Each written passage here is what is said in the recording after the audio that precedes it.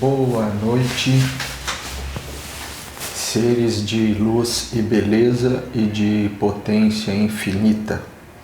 Espero que estejam bem, com saúde e a família também, no meio dessa pandemia de coronavírus que o mundo está vivendo. Eu quero hoje falar um pouco sobre a situação de algumas pessoas no nosso país.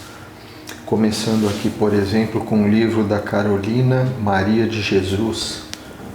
Para quem não leu, fica a dica, Quarto de Despejo. E tem um trecho muito interessante aqui, que ela fala o seguinte, permitam-me ler. Ontem eu ganhei metade de uma cabeça de porco no frigorífico. Comemos a carne e guardei os ossos. E hoje pus os ossos para ferver. Sim, ela escreveu pus os ossos para ferver. E com o caldo fiz as batatas. Os meus filhos estão sempre com fome. Quando eles passam muita fome, eles não são exigentes no paladar. Surgiu a noite, as estrelas estão ocultas, o barraco está cheio de pernilongos. Eu vou acender uma folha de jornal e passar pelas paredes. É assim que os favelados matam mosquitos. Quarto de Despejo, Diário de uma Favelada, Carolina Maria de Jesus. Um outro autor que também fala dessa condição, dessa situação, é a biografia oficial de Mauro Mateus dos Santos, escrita pelo Tony C, e é do Sabotagem. Um bom lugar. E aqui também tem um trecho muito interessante que o Sabotagem fala assim: enquanto na favela do Canão os moradores faziam gatos, entre aspas, para distribuir luz aos seus barracos, pelas ruas de Manhattan, nos Estados Unidos, Martin Cooper liga para seu concorrente de um estranho aparelho inspirado na série Jornada das Estrelas. Estou ligando para você de um telefone portátil, disse ele. O nascimento de Maurinho, que é o Sabotagem, Mauro Mateus dos Santos, aconteceu em uma data histórica. Neste dia foi realizada a primeira ligação feita a partir de um telefone celular. Abre aspas. Nasci num mundo sujo, na favela do Canão, no buraco quente. Pequeno, vi pessoa morta na minha porta e minha mãe tentando esconder isso de mim. Não pode denunciar, senão eles vêm atrás da sua família. Tem uma outra frase aqui também muito interessante que o Sabotagem comenta, é o seguinte, é bem reveladora também.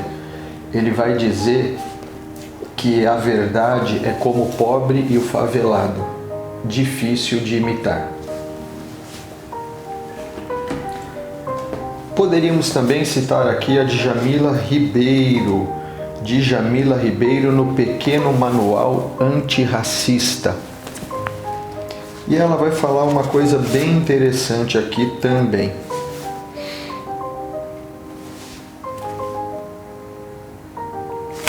Ela vai dizer um aspecto que aconteceu em 2015.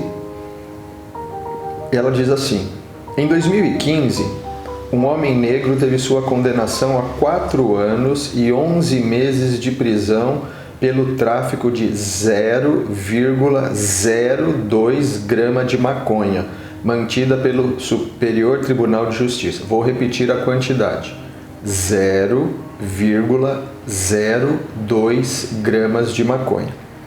Ele já havia sido julgado por um juiz de primeira instância e pelo Tribunal de Justiça de Minas Gerais. O exemplo é ilustrativo da produção em massa de uma população carcerária condenada por quantidades muito pequenas de substâncias ilícitas. Estão presos, na verdade, por sua cor. A Sueli Carneiro, no livro Racismo, Sexismo e Desigualdade no Brasil, também tem uma passagem aqui bem interessante. Segundo dados divulgados pelo Ministério do Trabalho e pelo Ministério da Justiça, na publicação Brasil, Gênero e Raça, as mulheres negras ocupadas em atividades manuais perfazem um total de 79,4%. Dessas 79,4% que trabalham com atividades manuais, 51% estão alocadas no emprego doméstico. 28,4% são lavadeiras, passadeiras, cozinheiras ou serventes. E, para ficar aqui em mais um exemplo, poderia citar aqui também Abdias Nascimento, né? O genocídio do negro no Brasil. Poderíamos citar aqui Milton Santos e o Brasil. Ficar em último exemplo aqui, para não ficar cansativo também, no livro dos Racionais MCs da Companhia das Letras, Sobrevivendo no Inferno, tem uma parte da letra que se chama, da música, que se chama Tô Ouvindo Alguém Me Chamar, que é do Mano Brown, e ele diz o seguinte: lembro que um dia o Guina me falou que não sabia bem o que era amor. Falava quando era criança uma mistura de ódio, frustração e dor, de como era humilhante ir para a escola usando a roupa dada de esmola e ter um pai inútil, digno de dó, mais um bêbado, FP e só. Sempre a mesma merda, todo dia igual, sem feliz aniversário, Páscoa ou Natal. Eu quis citar esses autores que retratam uma realidade que muitos deles viveram, porque é bem parecida com a que eu vivi, principalmente quando a Sueli Carneiro fala que uma grande parcela das mulheres negras em atividades manuais são domésticas. E era o caso de uma dessas mulheres que eu vou citar agora, que é a minha falecida e saudosa mãe, Helena Coelho Alves. Mas também sei que foi bem parecida a história da minha irmã Vera Lúcia Alves e da minha irmã Márcia de Paula Alves, no que diz respeito à problemática que a mulher negra sofre no Brasil. E para começar a falar dessas três mulheres, dos feitos que são bem parecidos, se mesclam, ou uma tem uma condição, a outra teve outra, mas no geral, enquanto mulheres negras, a situação que elas vivenciaram e venceram foram bem parecidas. Essa situação foi bem parecida. Mas para começar a falar um pouco disso, eu gostaria de falar sobre a palavra sagrado. Eu fui até o dicionário verificar o que significa a palavra sagrado. E nesse dicionário está dizendo que é algo profundamente venerável. Então, sagrado é aquilo que é profundamente venerável. E também fui dar uma olhadinha no que é a palavra consagrar. E lá a palavra consagrar é tornar sagrado, render tributo. Então, algo sagrado é aquilo que é profundamente venerável e consagrar é tornar sagrado ou render um tributo. E é justamente isso que eu gostaria de fazer nesse momento em relação a essas três mulheres: Helena Coelho Alves, Vera Lúcia Alves e Márcia de Paula Alves, minha mãe e minhas duas irmãs. A bênção de vocês três, elas já estão num outro plano espiritual, não está mais no plano físico, está num plano espiritual. Então, a bênção minha mãe, a bênção minhas irmãs. E aí, por que eu acho que o que uma mulher negra realiza no Brasil, a sua grande maioria, né, das mulheres negras realizam no Brasil, é algo profundamente venerável, que deve ser então sagrado, e devemos consagrar o feito dessas pessoas no nosso coração e, sempre que possível, render tributo. Por quê? Porque essas três mulheres eram negras, eram mulheres, né? O fato de ser mulher no Brasil e no mundo já tem uma condição desfavorável, né? Então, o fato de serem mulheres, o fato de serem negras, muitas vezes essas pessoas sofrem violência doméstica, muitas vezes essas mulheres, por precisarem começar a trabalhar muito cedo para ajudar na renda familiar, acabam abandonando o estudo e muitas vezes são semi-analfabetas ou mesmo são autodidatas. Era o caso da minha mãe, uma mulher que aprendeu a ler e escrever sozinha. A maioria delas, como já citou ali a Sueli Carneiro, acabam trabalhando em atividades domésticas ou mesmo de faxineiras, que também foi o caso da minha mãe. Mesmo nessas condições que eu acabei de minimamente relatar para vocês, a minha mãe criou 6 filhos sozinha. Meu pai morreu então por ser alcoólatra quando eu tinha 5 anos de idade. Desses 6 filhos que basicamente minha mãe criou sozinha, trabalhando de faxineira ou de doméstica, nenhum foi morto nas mãos da polícia ou se envolveu definitivamente na criminalidade. Ela conseguiu formar dois desses filhos na faculdade, a minha irmã Marta Helena Alves, formada em psicologia. Um beijo aqui, inclusive, para toda a minha família, meus sobrinhos, meus irmãos, minhas irmãs. Então minha mãe conseguiu formar 2 pessoas na faculdade, eu em administração de empresas e a minha irmã Marta em psicologia. Bem pequena, ela pegou a minha sobrinha.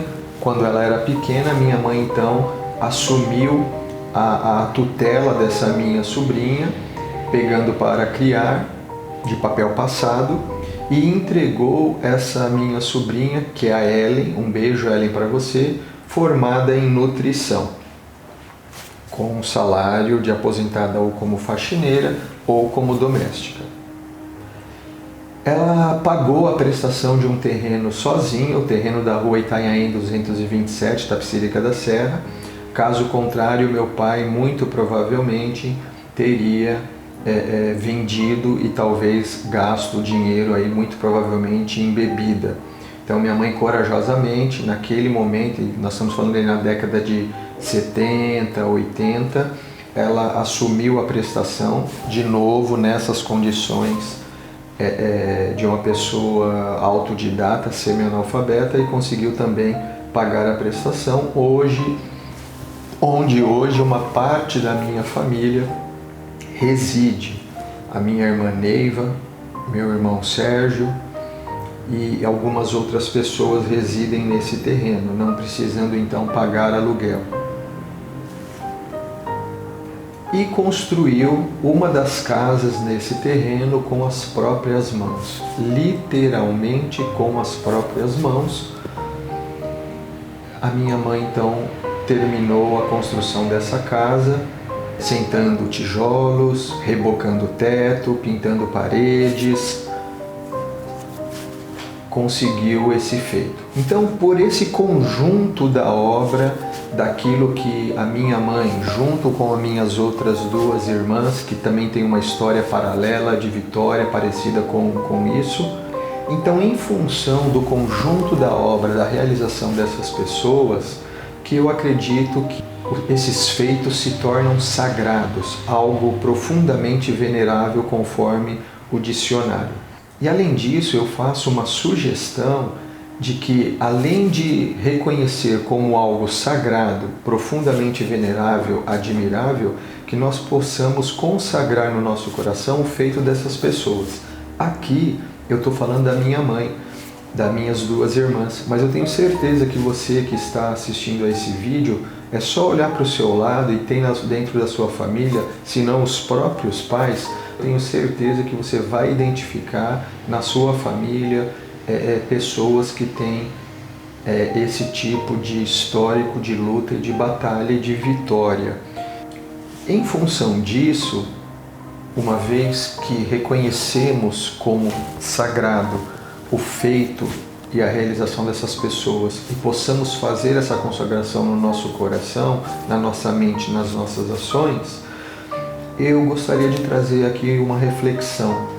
Quando você está falando de algo sagrado ou está num ambiente que possa ser considerado sagrado e consagrado no seu coração, de render tributos e tornar sagrado, como é o nosso comportamento? Então, se você tem na sua família feitos de pessoas, como seus pais, como seus irmãos, e que você, a partir dessa reflexão, possa tornar isso sagrado, consagrado no seu coração, uma vez que essas pessoas lutaram muito, venceram situações adversas, como essas que eu citei, de mulheres negras, de homens negros, de pessoas que muitas vezes começaram suas vidas na roça de maneira difícil e humilde, venceram, conseguiram formar filhos em faculdades, hoje esses filhos estão bem. Então, se você acredita que isso de alguma maneira pode ser considerado sagrado e consagrar isso no seu coração, ao estar falando ou no ambiente onde essas pessoas frequentaram, aquilo que essas pessoas construíram com o seu suor, com a sua dedicação, com as suas lágrimas, como deveria ser o nosso comportamento? Então, por exemplo, minha mãe construiu então uma casa nesse terreno e com muito sacrifício e luta e suor e lágrimas conseguiu pagar, e hoje os meus irmãos podem usufruir desse patrimônio. Como deveria então ser a nossa atitude, a nossa ação, o nosso pensamento em um espaço onde essas pessoas que lutaram, derramaram sangue e suor, foram consagradas? Deveria ser um ambiente, um pensamento de pessoas pacíficas, de pessoas que zelam por aquilo que essas pessoas construíram, uma vez que elas já se foram. Deveria ser um ambiente de colaboração, deveria ser um ambiente de irmandade construtiva positiva. Por exemplo, quando vamos numa igreja que é então consagrado no coração dos irmãos, um solo sagrado, por um ritual daquela religião, daquela espiritualidade, como é o nosso comportamento? Não é um comportamento de grito, não é um comportamento de agressão, não é um comportamento de individualismo. Não é nada disso. É um comportamento onde as pessoas tentam e procuram se elevar, sendo esse o próprio objetivo do espaço físico, por exemplo, chamado igreja, por exemplo, chamado templo, por exemplo, chamado comunidade. Então, é essa reflexão que eu gostaria de trazer. Quando da próxima vez, você que está me escutando, que tem uma história parecida, de mulheres negras ou de pessoas simples, que na luta do dia a dia, derramando suor, lágrimas, conseguiram construir, seja um patrimônio, seja uma reputação e daí por diante, que quando você pisasse nesse espaço novamente, você tentasse e conseguisse consagrar no seu coração, através dos seus pensamentos, palavras e ações, que esse local é sagrado. E num ambiente, num local sagrado, qual deve ser ou deveria ser o nosso comportamento? Então fica aí a reflexão, que da próxima vez que você tocar a parede que o seu pai construiu com a mão dele, você pisar num patrimônio que o seu pai com luta, sangue e suor conseguiu e deixou para você, que você lembrasse que esse ambiente é sagrado e se comportasse minimamente, a título de sugestão, de forma a estar num ambiente sagrado e honrar a memória do que essas pessoas construíram com sangue, suor e lágrimas. Então fica aqui esse tributo, esse reconhecimento à minha mãe e às minhas duas irmãs, Helena Coelho Alves, minha mãe, Márcia de Paula Alves, minha irmã, e Vera Lúcia Alves, a minha irmã, no sentido de pedir a bênção dessas pessoas, pedir a sabedoria dessas pessoas, a proteção, e que possamos então cada vez mais, através de reflexões, honrar a memória e a realização dessas três mulheres negras vencedoras nesse Brasil que, apesar de tantas oportunidades, ainda enseja um ambiente de muita dificuldade para as mulheres, especialmente para as mulheres negras.